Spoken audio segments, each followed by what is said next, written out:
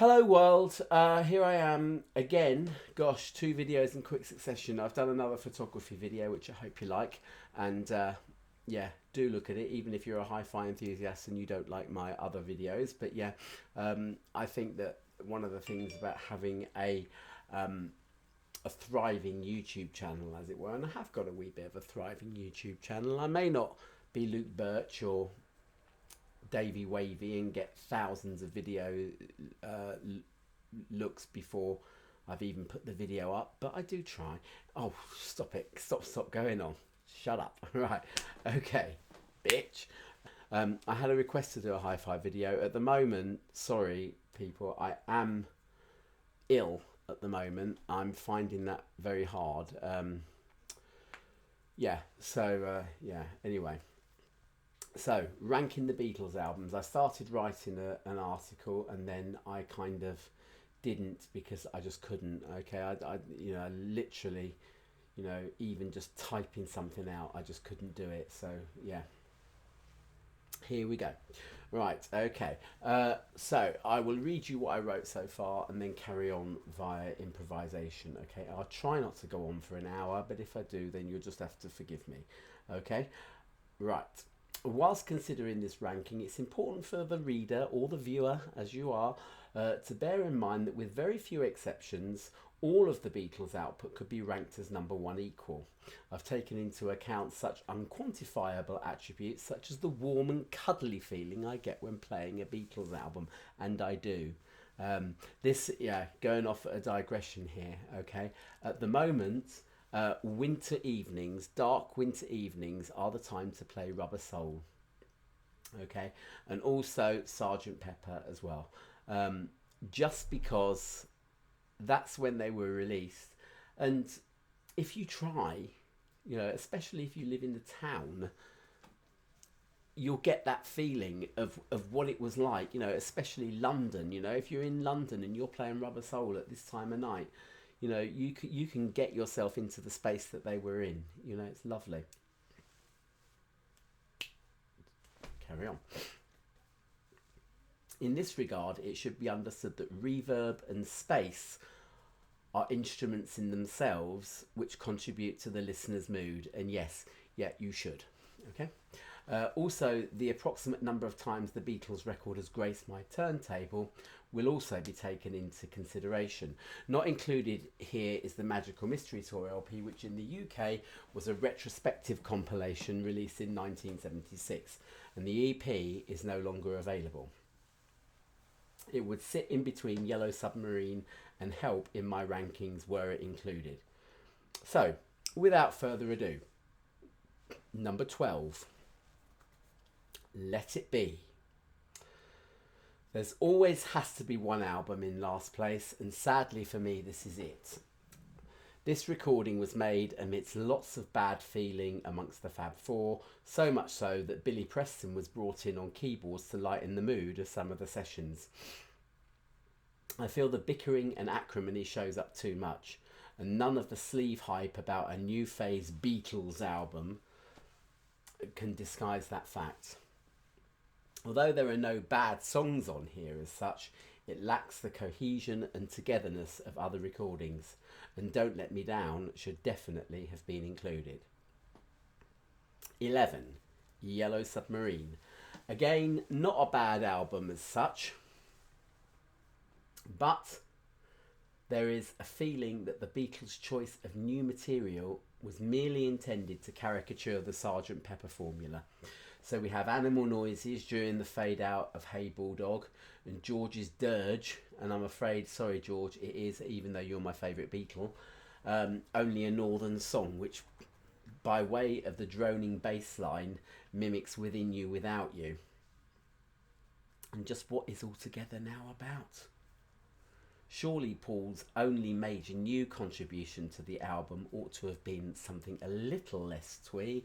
Finally, although I in no way belittle the talent of George Martin, including a whole side of his incidental music reeks of Can't Be Bothered on behalf of the Beatles. It's clear they were fed up after the long, bitter White Album sessions.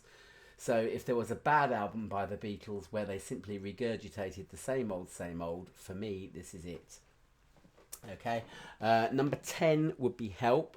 Okay, just because, again, John ranked 1965 as a pretty unhappy year for him, and it kind of shows on this album. Okay, you get the first seeds of the Beatles split, which comes in the form of Yesterday.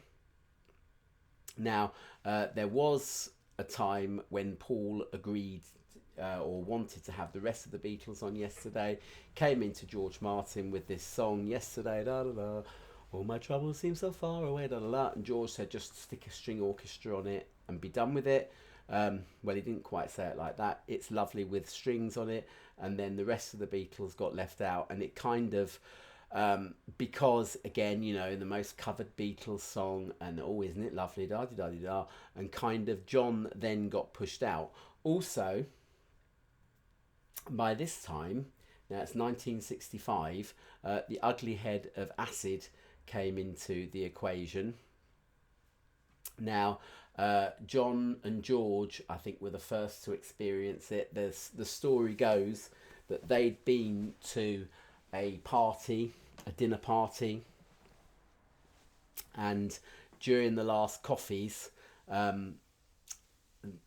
you see, George and Patty were there. Patty was George's wife at the time. John and Cynthia. Cynthia was John's wife at the time. They were there as well. Now, so you're getting Cynthia's description, essentially, which was one of sheer hell, because in the coffee, basically, was this horrible stuff. And although I promise you, I've never experienced it, I know that if it's a bad experience, then it's at the very least 8 hours of absolute hell. And obviously she was going through that, and you know, whilst, you know, maybe the others were giggling and enjoying themselves and whatnot, she was screaming and whatever, and she heard them screaming rather than maybe giggling or whatever. And yeah, her description of it was just, you know, horrid.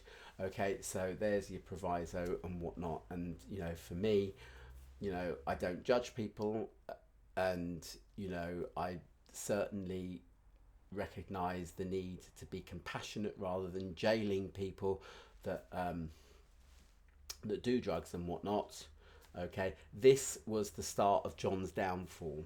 Okay, in terms of the Beatles. Okay, we had the Strawberry Fields and A Day in the Lives and Lucy in the Skies shortly afterwards that kind of you know, yeah, okay, oh, it makes me more creative, man, but unfortunately it wrecked his home life completely. Okay, and for George as well, he went off to Woodstock or High Ashbury or somewhere like that, and basically saw a whole load of people just, you know, camping around in the mud and what have you, and he just thought, no, I'm not taking it. This is just not good for me. Okay, and this all came out on Help. You know, the seeds of it are there. Okay, and yeah. So it kind of, for me, represents, you know, it's not a bad album, it's a good album, and yeah, there's some great songs. I've just seen a face, and you know, Ringo's Act Naturally, which is great actually, and you know, Ticket to Ride, and you know, it's a fabulous album, but if you're going for that warm and cuddly feeling, you're not getting it there. Okay, it's just an album. Okay, right, for me, number 9, Hard Day's Night. We're now getting into all the albums that really could be number 1. Okay, but you've got to rank them somewhere, and Hard Day's Night comes in at number 9. I like it, I love it. There's some great songs on there. It's just a shame that, you know, at that time, a hit song was 2.5 minutes long or something, probably not even that.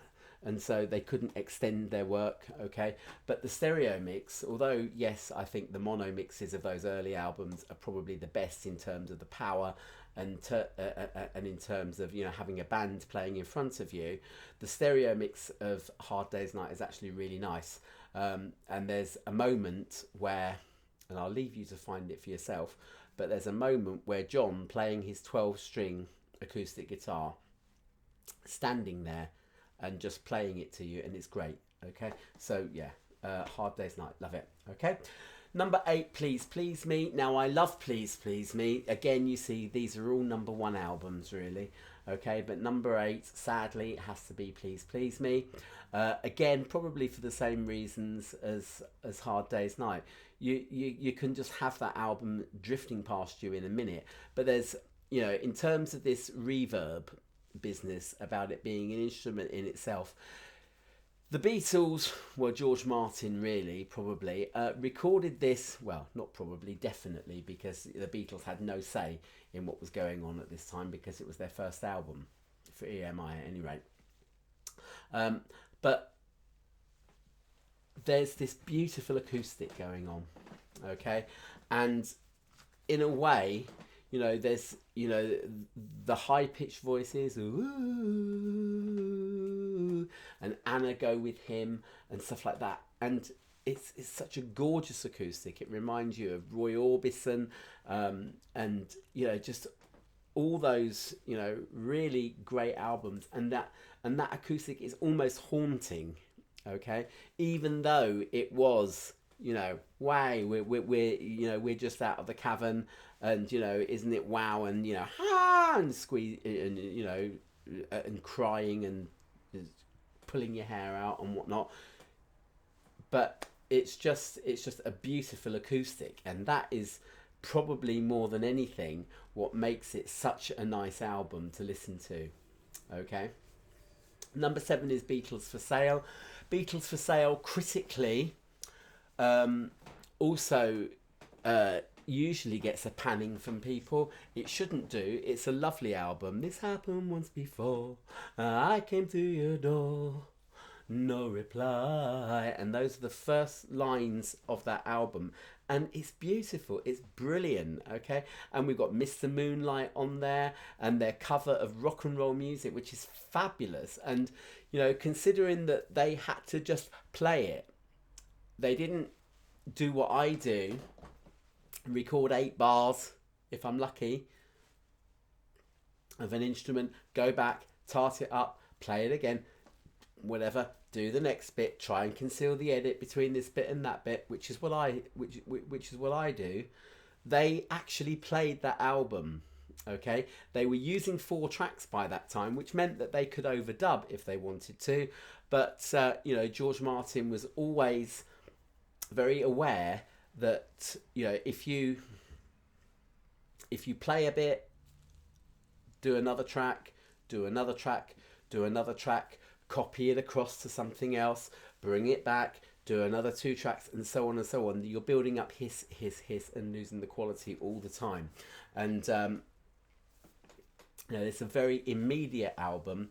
So number 7 for me is Beatles for Sale. It's got some really cracking good songs on it, and again, it's got that beautiful acoustic, that beautiful warmth of them being there, and very immediate quality about it. It's different from Please Please Me, but even so, it's still lovely and warm and being there. And I think also because, you know, by that time they were also well into double tracking their voices, which kind of brought them in.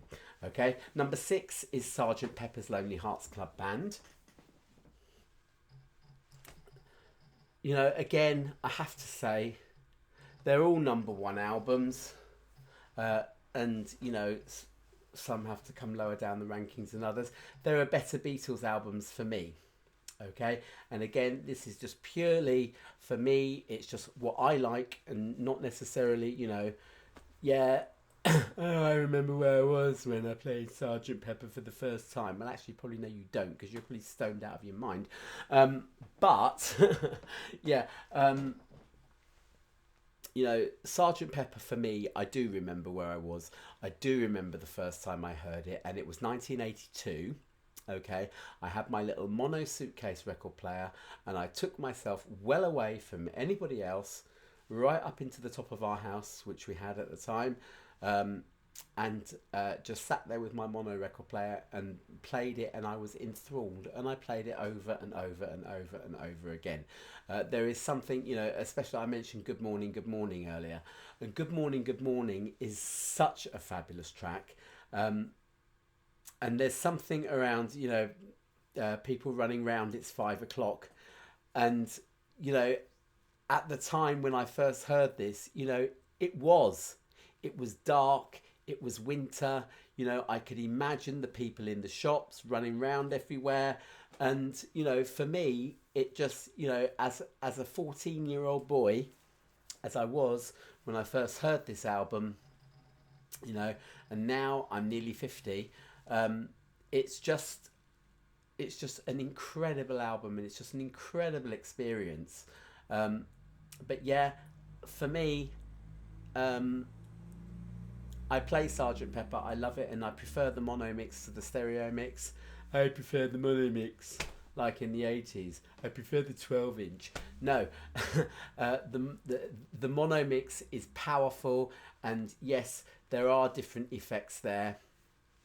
You do need that long introduction to the reprise of Sergeant Pepper, which isn't on the stereo mix.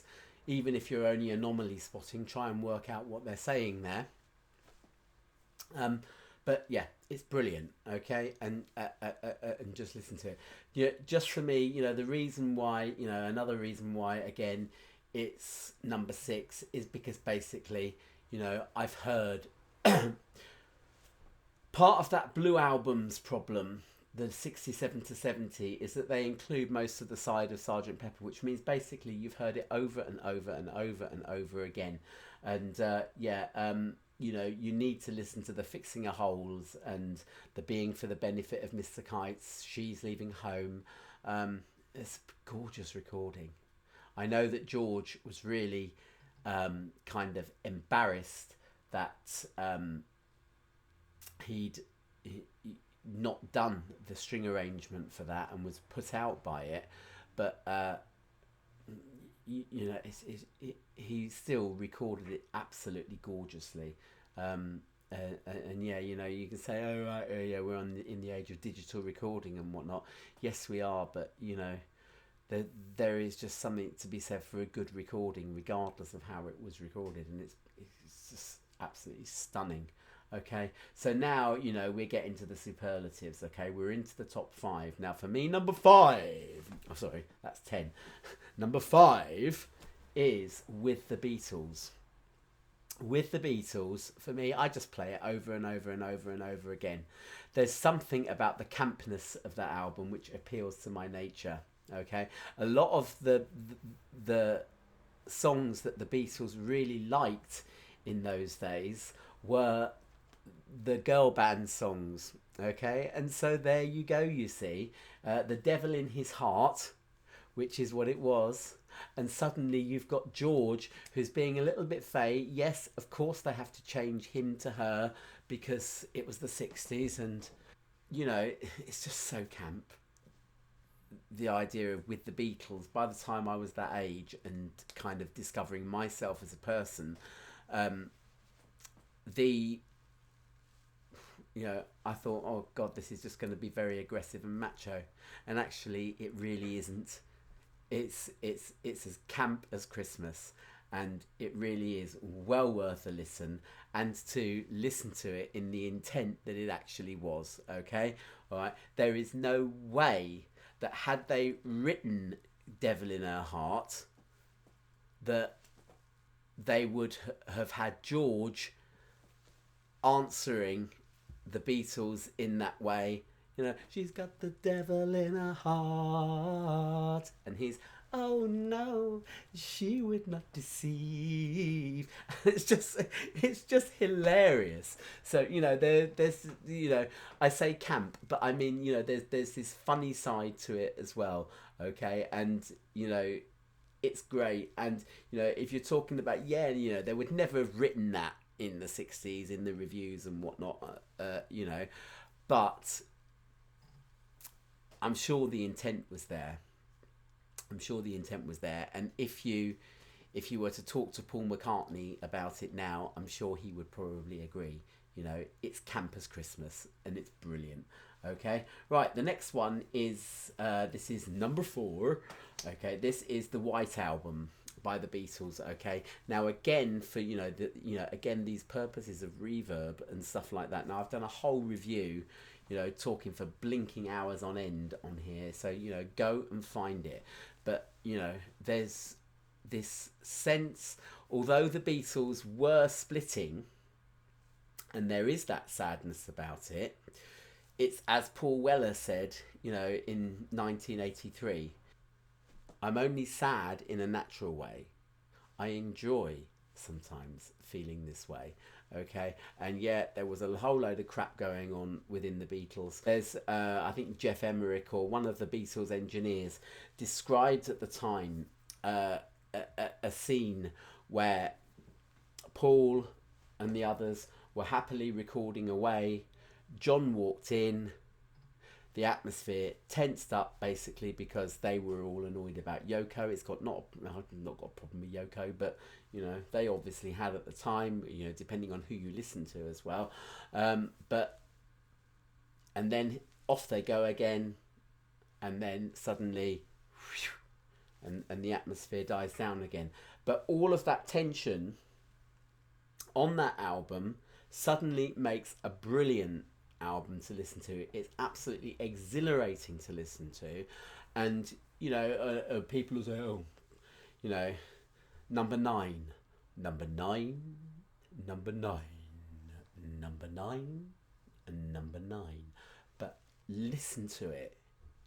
Just listen to it, and yeah, every time you hear it, you will hear something different. It's just a beautiful compilation of things.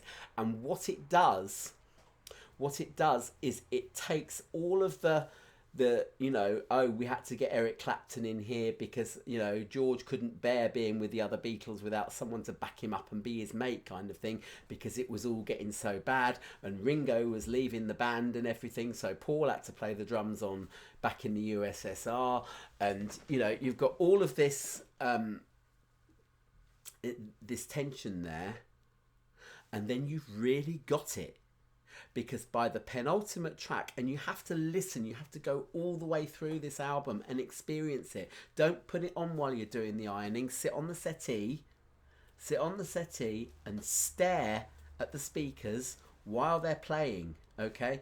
Because, you know, again, and you get to number 9, number 9, number 9, number 9, and it's building up that tension and building it up and building it up and building it up and building it up, and then suddenly, now it's time to say good night, good night, sleep tight. Now I'm sure George Martin's orchestral arrangements here are superb. They are superb, I know that. And I'm sure that they were supposed to sort of evoke this kind of dreamy thing. But again, you've got that reverb there, which is extremely haunting. And it's come all the way. It's building up to that moment from, can you take me back where I came from? Can you take me back? Number 9, number 9, number 9, number 9. Number 9, until you want to scream, but in the background you've got, oh you sarky bitch, and all this stuff going on, and it actually does. It actually really does. I'm sorry if you're too young to watch me, really, and you shouldn't be, and you know, parents, switch off. But but yeah, they do actually say, you know, someone in the conversation there, someone says, I bought you a bottle of claret, or forgot to bring you a bottle of claret, or something like that. And yeah, the reply is, oh, you cheeky bitch or something like that. And it's just great. It's just fantastic. And every time you listen to it, you will hear something different. And, you know, it makes no difference. Now, this album is the first album that I would say, you know, most definitely is best off left in stereo, okay? I'm sure this album was conceived in stereo.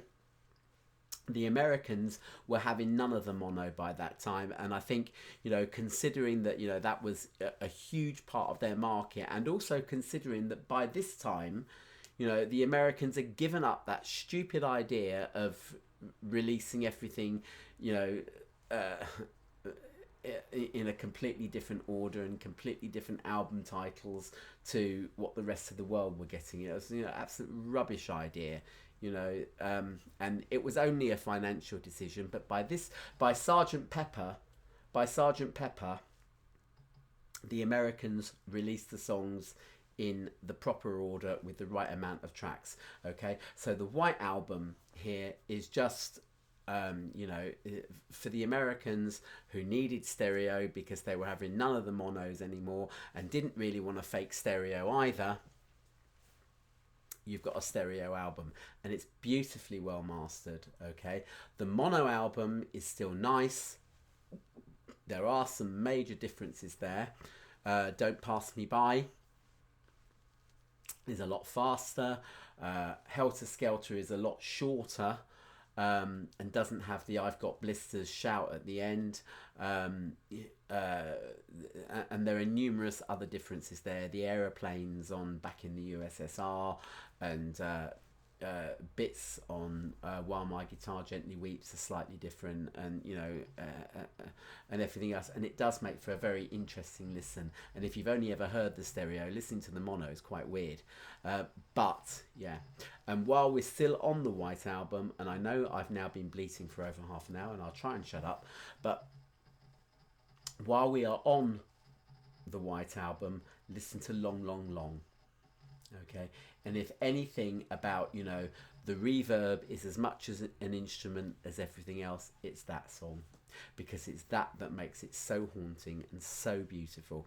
You know, George wrote a beautiful song there, but, you know, the enhancement by, you know, that really sort of expansive reverb, it just, you know, it just takes it up to heaven. It's beautiful, you know. Right, number 3 for me, number 3 is Revolver. Of course, Revolver had to come somewhere near the top. Okay, and again, for me, that was another one where I just remember that experience. And maybe I was 13, maybe I was 14, something like that. It was 1982. I borrowed a copy from the library because I'd never heard it before and whatever. And I think, you know, for me, who'd only by that time ever really heard the Beatles ballads, which was a cassette that I bought, thinking, oh, I'll try and get into the Beatles because ABBA have split up. But yeah, you know, it was just an out of this world experience, and everything about it in 1982, even though I wasn't born in 1966, just took me back there, and you could just imagine it. Okay, and this is the quintessential reason why you buy an analog recording. Digital recording, especially, you know, when the Beatles were first released on CD in 1987, digital recording couldn't do what it does now. Okay, that 16-bit signal basically chopped off half of the reverb. And as I say, the reverb is an instrument in itself, and you get that analog one on, you put it on, you play it on a record player, and you know, it's this incredibly amazing experience. By the time that John is singing "Turn off your mind, relax and float downstream," you are just absolutely captivated. Okay, now I have to say that, you know, for Help being like the emergence of the drug period of the the Beatles' career, or the one where they're associated with the drugs. They were doing drugs the whole blooming time. Come on, you know, right from the Hamburg days where they were taking these funny things that made them stay up for 3 nights in a row.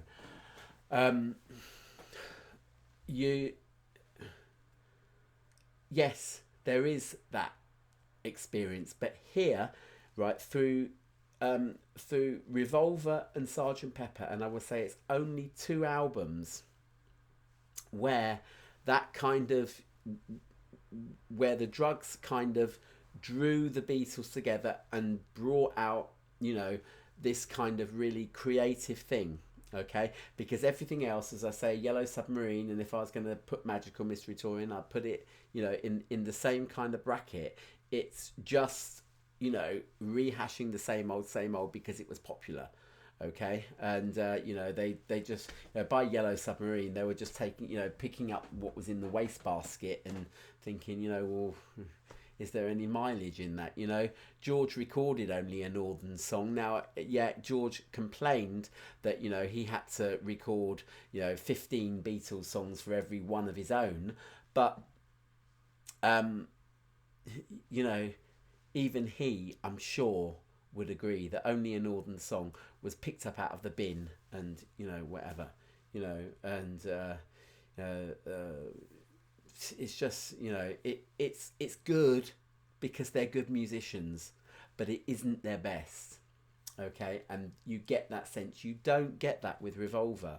Revolver is just this amazing experience. You can actually imagine, even if you weren't there, and even if, like me, you were 14 and you were far too young to kind of experience it, but you can imagine Paul, you know, going round to his posh mates, you know, that were friends with Jane Asher, and you know, and Jane Asher's brother, Peter Asher, I believe he was. You know, and they would go round and they'd have red wine and perhaps a little something else, and put on backward tapes and stuff, and start, you know, making their own backward tapes. And it was just their way of chilling out in the evening, the way that, you know, you and I would, you know, get a glass of wine and, you know, watch telly or record a video or something like that. And you know, it's, you can picture that, and it's just great. It's, and so evocative, and it's more than the sum of the songs themselves. Okay, although if you want my pick of the actual songs that I like the most, I dislike Yellow Submarine with a vengeance, but I can listen to it in the context of that album. Okay, get it on a good hi-fi system and you'll hear that bass drum, you know, as they're, you know, they're clowning around and stuff.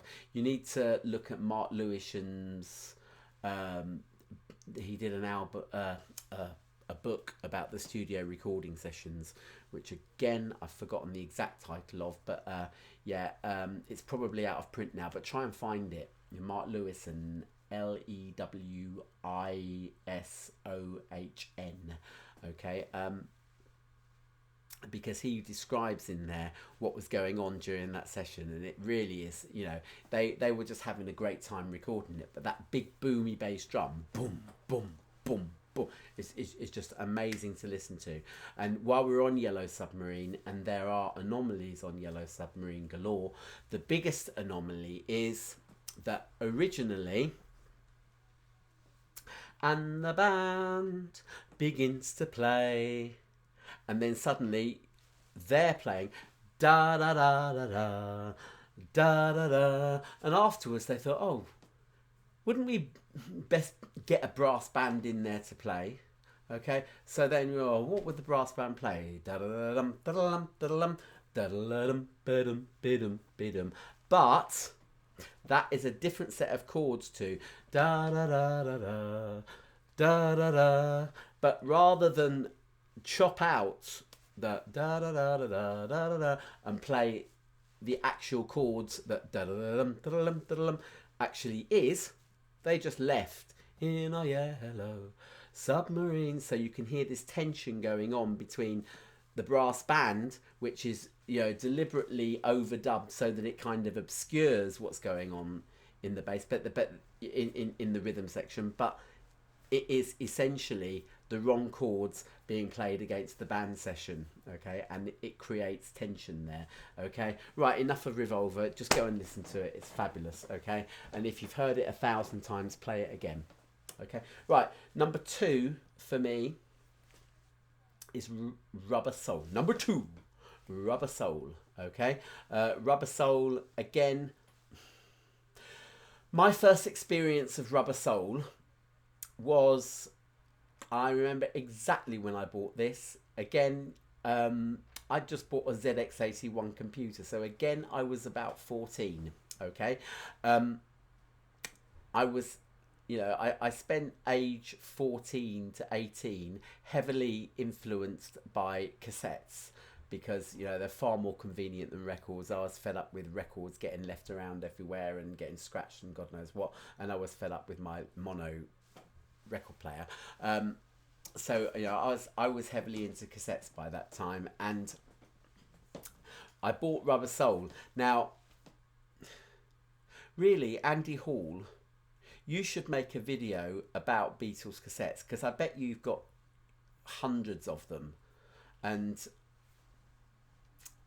there was, I think, ooh, it must have been about 1968, 69, because when you were a teenager in 1963, you bought singles on vinyl, okay? That single on vinyl would cost you the modern day equivalent of a portion of fish and chips, okay? An album would have cost you as much as your grocery bill for a week, okay? That's the difference. It's not the same now. It really isn't the same now. But in the 60s, you bought your stuff on vinyl because that was the only way, okay? You know, by the 70s, you know, also available on cassette, also available on 8-track cartridge, whatever the 8-track cartridge was, you know, pile of rubbish by the looks of things. But really caught on in the States, but, you know, it really wasn't a good format. Okay, cassette was invented in 1963 by Philips. It was meant as a dictation format. By the late 60s, they kind of, you know, got this idea that, yeah, that's so convenient that we will we'll make a music format out of it, and you know, release some albums on cassette. And it was the late 60s that the Beatles songs were recorded on cassette, and then, for reasons unknown, probably because they wanted to save on actual tape, and probably also for copying reasons, so that they didn't leave great big gaps at the end of one side, which kind of happened, you know, quite a bit. All the songs are in different order. Okay, this is where I'm coming into Rubber Soul, because I didn't hear Rubber Soul for the first time with Drive My Car at the beginning. I still adored it. And, you know, for me now, I think it's probably the first album where I bought the mono mix on vinyl a long time after I got my first Rubber Soul cassette, but it was the first time I'd heard the Beatles in mono as well. And it's just a fantastic album. And, you know, as I say, it goes beyond the content of each of the songs. Every song there is a winner. And when you can, apart from Run for Your Life, which I just disagree with the violent sentiment of it, but yeah, this album, you know, goes beyond the content of each song. And as a whole, and as a context, it's just amazing. It's and you know, again, superlatives just don't do it justice. If you're looking for brilliant songs, of course, Drive My Car's fantastic. George's songs on there were amazing, especially If I Needed Someone. I absolutely adore that song, you know. And again, da da da da da da da da da. It's just basically a D7 chord with G being thrown in as a sustained fourth there, and just twiddling around that D chord, and it's what guitarists do. And you know, it's just superb. It's great. Okay, so Rubber Soul, you know, everything from the look on the cover of that fisheye lens and everything, and it's how the Beatles were then seeing the world. Okay, they kind of got over the problem of what Help was, you know, which was just another album. Okay, and they were knackered after Beatles for Sale, or during Beatles for Sale. Somehow or other, they found the energy to get together to do Rubber Soul and to really do it justice. It's a superb album. There are some pretty dodgy edits on there. One of Paul's songs, what's the one? And you come some other day, then it might not have been this way. But you... No, that's George's song, sorry. No. Cut. Right, okay. Yeah, there are some dodgy edits on there. And of course, yeah, Run For Your Life. I don't like that. But Girl, Norwegian Wood, you just listen to it. And although that bang, dang, dang, dang, dang, dang, yeah, it's from India, innit? They're getting weird, aren't they? But no, they're not. It's quintessential London. It's quintessential London, and you can just imagine John telling that story. You know, it's just, you know, brilliant. And, you know, so I Lit a Fire, isn't it good, Norwegian Wood? He's setting fire to the whole thing, you know? Norwegian Wood. It's not Norwegian Wood like, you know, this is a trendy area of London, which obviously it isn't. Norwegian Wood is literally Norwegian wood, that stuff that comes off trees, you know? And I Lit a Fire, and he's just setting fire to the whole incident. And really and truthfully, it's the first time probably that he admitted that, you know, with Cynthia and stuff like that, there were the groupies as well. And, you know, there is this, you know, underlying unfaithfulness, and it comes back in Girl as well. And although, you know, it's terrible, and, you know, as I say, you know, the heavier drugs were coming in at this point as well, which were there ruining his marriage. Okay, and please, you know, take it from me, you know, they do. That is what happens. You're getting these creaks here, and it still makes it a creative album. Okay, so now, you know, really, you know, I'm on kind of part 2 of this video, and already it's 31 minutes long. You should have worked out what my number 1 is. And I really shouldn't have to tell you, okay? Except that if you're 15 or something like that now, and you've never heard of the Beatles, and, you know, you want to know something about them and stuff like that, it's Abbey Road, okay? It's the one with them crossing the zebra crossing. Now, you see, what happened was that after the White Album, the Beatles were kind of knackered, okay? They were fed up to the back teeth of one another. Okay, this is the end of 1968 when the White Album got released. You've got the hodgepodgey, you know, recycled hash that was the Yellow Submarine album. And then by January 1969, they're back in the studio. Okay, now, John Lennon had a friend called Alex someone or other that he used to call Magic Alex. And this chap kind of convinced John that you could have as many kind of tracks as you wanted in a studio, and you can get the, you know, all the effects, because John Lennon was famous for, you know, wanting anything other than his voice singing songs. Even if he was singing them, he didn't want it to sound like him.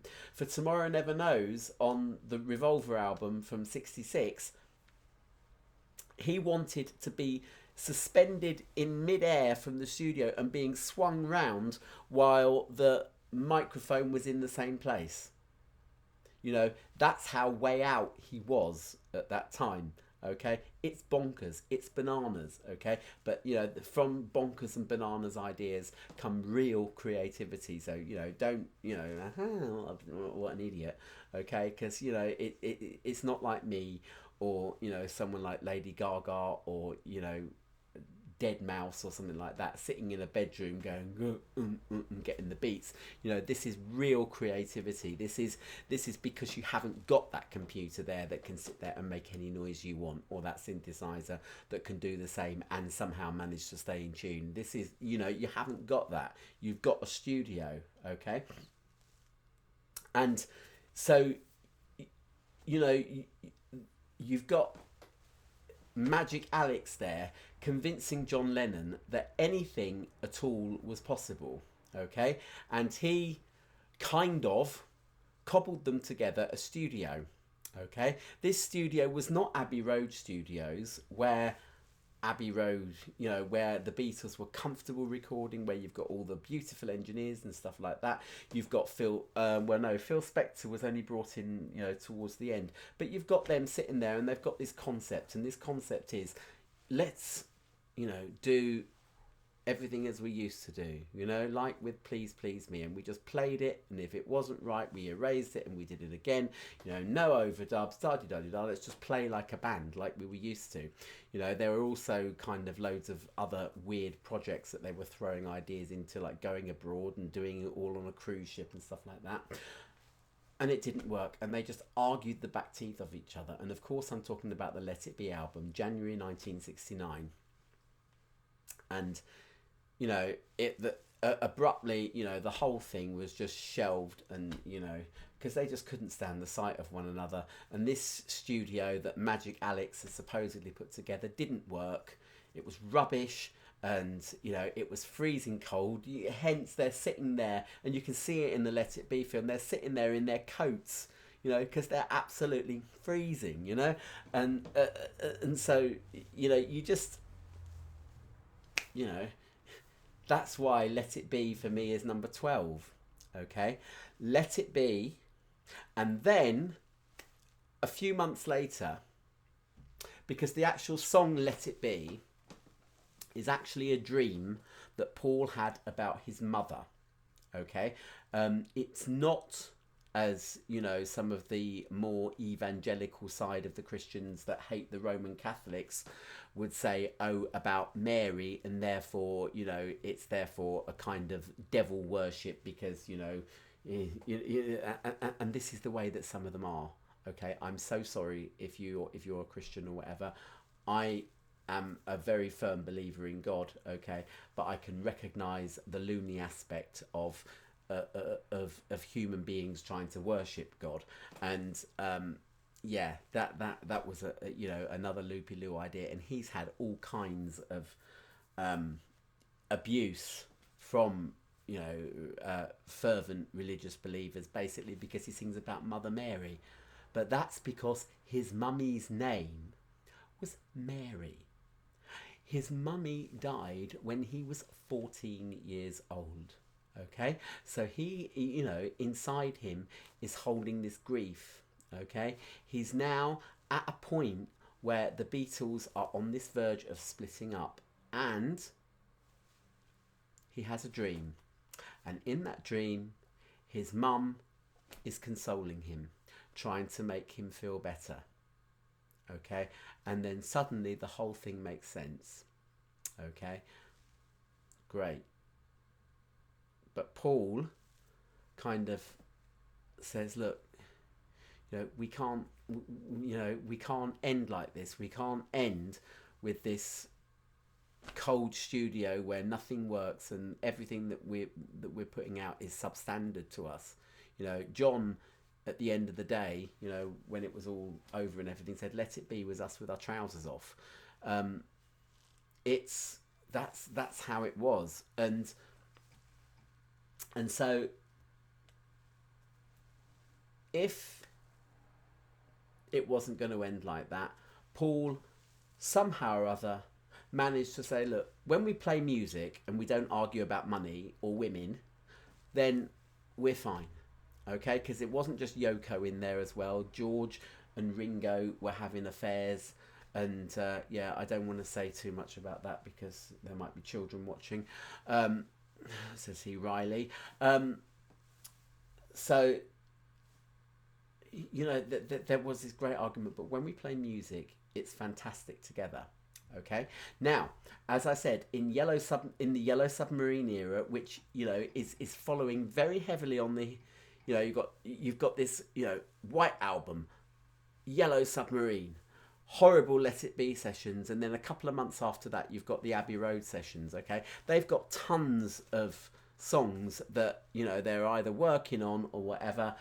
For John, he wants to go off with Yoko. George just wants to, he's the trendiest ex-Beatle at that time. Well, not really ex-Beatle, because it hadn't quite happened, but he was the trendiest Beatle at that time, going off and recording and producing all of the really hip people, whereas Paul McCartney was producing Mary Hopkin, which there, enough said, really.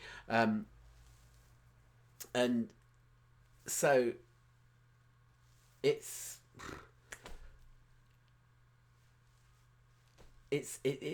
understandable that they've got a few verses of songs and things that they either want to do something with or they don't want to do something with or whatever. But Paul had this idea of putting them all together and making this medley mix for side 2.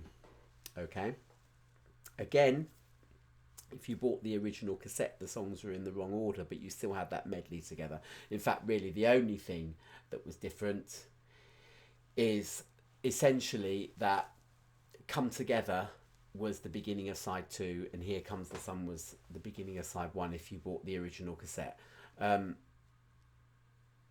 But you've still got this cohesion of that kind of that long mix. You've again, I've done a review of this album, but you've got I Want You, She's So Heavy, which it's exploring different styles, and maybe you could kind of trace that back to My Name, Look Up the Number, which is a jamming session which ended up on the B-side of Let It Be, but and it's got all those different kind of tempo changes and beat changes and rhythm changes and whatnot else. But for me, by the time we get to 1969, no one is happy that George is a Hare Krishna. Okay, although yes, John is willing to give it a listen. Yoko is there, and she's kind of with it because it's talking about peace and love and man and everything else like that, and she's quite happy and open-minded about it. But really and truthfully, you've got the meat and 2 veg people and the Yorkshire pudding on Sunday afternoon brigade and whatever that just want to listen to good music, and they're just not happy about it, basically. He's gone weird, which of course he hadn't.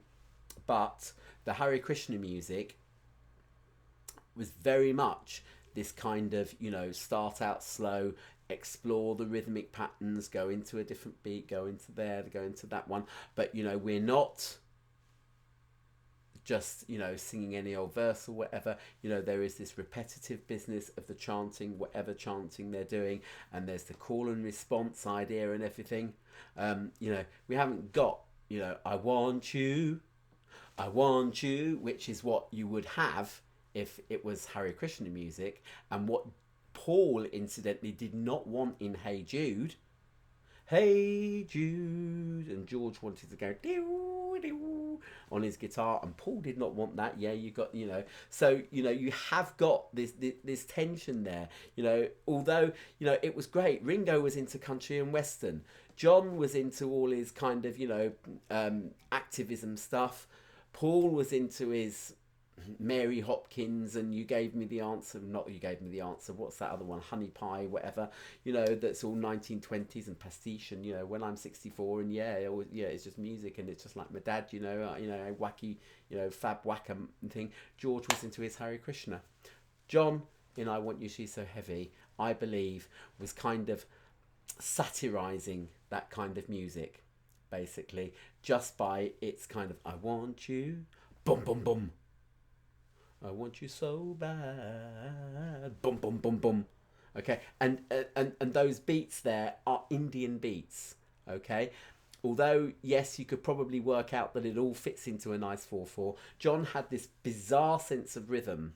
Okay, which again kind of, it even harks back to the Hard Days Night Days, where the tempi on those songs, and the way that they just switch over, and and rock and roll music, which again, as I was saying, they had to record that on a 4-track tape, but in like 2 or 3 takes, and whichever one was the best was it. And the way that those rhythms turn around, he's got that innate sense in him. But here, it's building up to this further and further and further and further, this kind of religious kind of thing, and then you're going up into heaven with that all that white noise, and it's going round and round and round and round, and you might as well be dancing. It's just stunning. And you get to the end of side 2, and you've got this Carry That Weight and Golden Slumbers, which are just so sad, and and Carry That Weight has got this echo back to You Never Give Me Your Money. Well, of course, they were arguing to the hind teeth about that, and it never ever stopped, and it's probably still going on now, but somehow or other someone's getting some money out of it. In the early 70s, it was all frozen, and they were bound by contract, even though they'd split up. Everybody got their share of each other's royalties from their solo albums, which is why they had to get them out darn quick. By the time that we get to 1975, funnily enough, John Lennon stopped recording,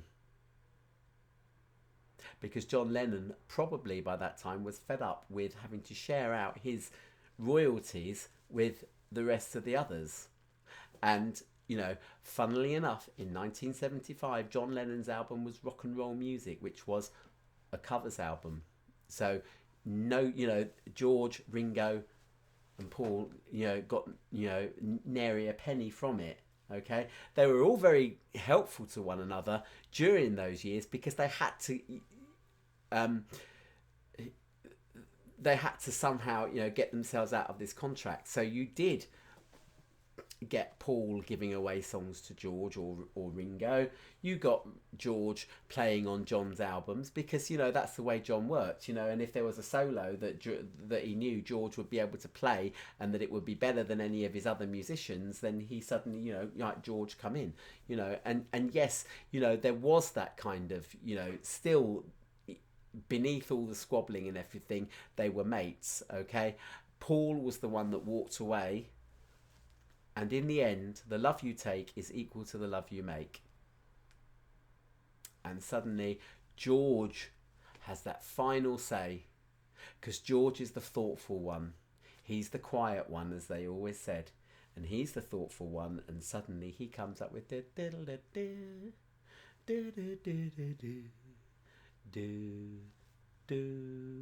and that's it.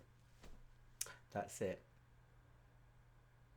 When they mastered it, and they were choosing the songs that were going to be the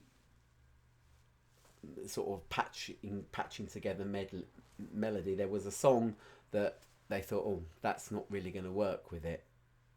And, so they cut it out of the medley, spliced it back together again, and for some reason or another, it got spliced onto the end, after the end, as it were, the song The End.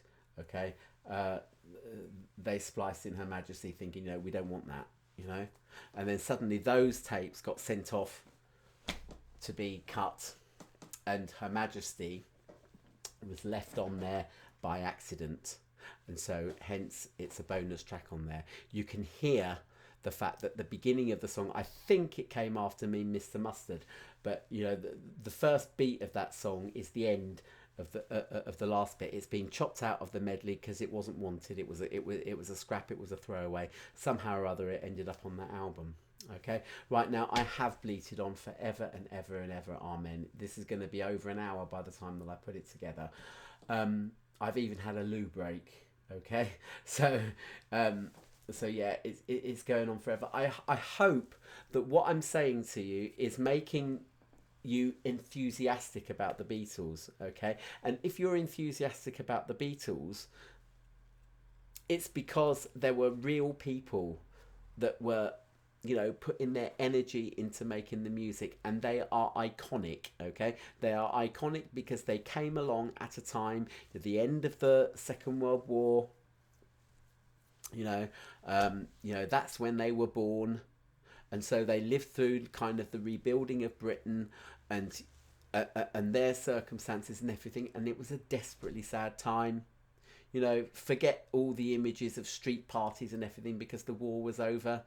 You know, just about every family had lost someone, at least one person that was dear to them, and so, you know, it was tragic. It was absolutely tragic. And the Beatles, as kids, are growing up in that time.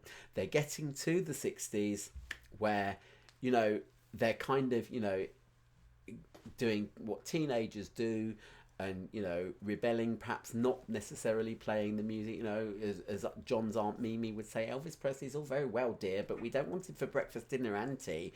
Well, yeah, but, you know, from there, and from this point of view, and you've got, you know, I hate to say it, children, but sexually repressed. You know, these are people that really, you know, this is why for me, with the Beatles, this Camp album, it comes in at number 5, and why I adore it so much, and I still play it over and over again today. You know, it's, there is this release, and you can understand it. You can, and I can understand it. Okay, and that is how, you know, they became these huge icons. And if you can take that on board, okay, when you get to the bands like Oasis and Blur in the 90s, and Kula Shaker, and you know, all these other kind of, you know, organic bands and stuff like that, you can see, you can trace back their roots to the Beatles. Okay, I'm sorry, Noel Gallagher, but you've only ever rewritten I Am the Walrus about 600 times, and you've done nothing else. Okay, sorry. Okay, but yeah, you know, it's left you with food for thought, really. Okay, you know, it's just an absolutely outstanding, iconic collection, and even Let It Be's marvelous. Okay, so, you know, Abbey Road is just, it's up in the stars. Okay, go and listen to it. All right,